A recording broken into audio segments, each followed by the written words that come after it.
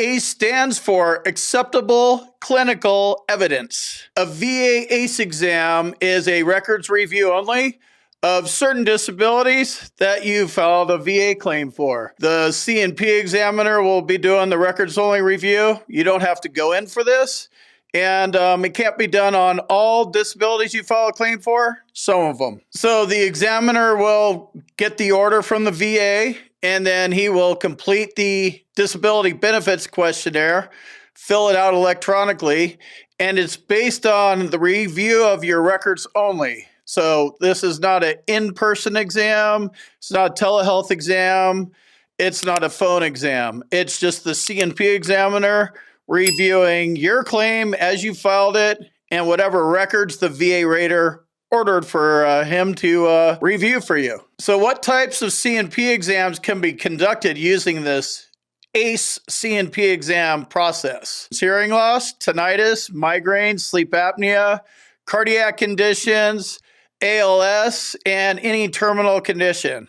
So if you think about these conditions, there's nothing the doctor's going to be able to gain by you being there and being hands-on. You know, it's terminal. It doesn't matter where you're at. Same with hearing loss and tinnitus. They're probably going to use, whatever records you submitted, whatever tests you've had, they could determine that. Migraines, we'll talk a little bit more. Sleep apnea, same kind of thing. You get the diagnosis, you get the CPAP machine.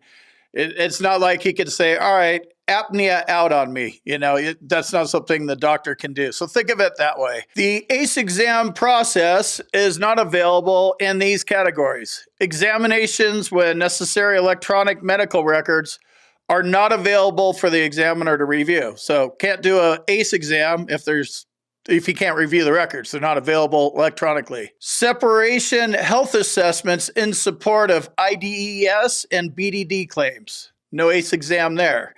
Exams required by BVA and CAVC remands.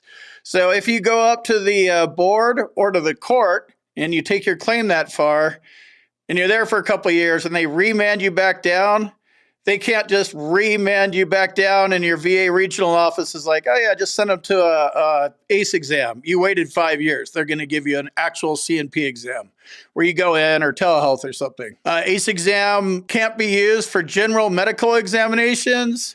It can't be used for initial and review of traumatic brain injury examinations. And they can't be used for mental health examinations. So those are a few of the things that they can't be used for. And there's more. I just wanted to give you a little flavor of when they can be used and when they can't. How do you prepare for a VA ACE C&P exam? First, you need to know that the ACE exam is a C&P exam. That's the first thing you need to be aware of. It's not going to be an in-person exam. You don't have to do anything. It's conducted by the C&P examiner, via records only. The ACE exam is a good process, so stay positive. I've actually seen quite a few of them. With a favorable outcome versus not a favorable outcome. So stay positive, but do that anytime you file your claim. It's easy to be negative, especially if you have mental health problems. The ACE exam is usually faster. Makes sense, right?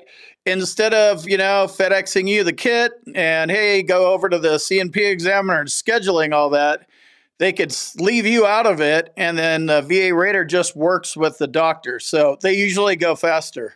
Almost always. You want to review your submitted evidence and your DBQ. So when you were building your claim, hopefully you proved it by getting a diagnosis, have your symptoms documented properly at a nexus, and you filled out your doctor filled out a DBQ. Not you. I mean, you can fill it out and have your doctor sign it, but it's basically your doctor filling it out.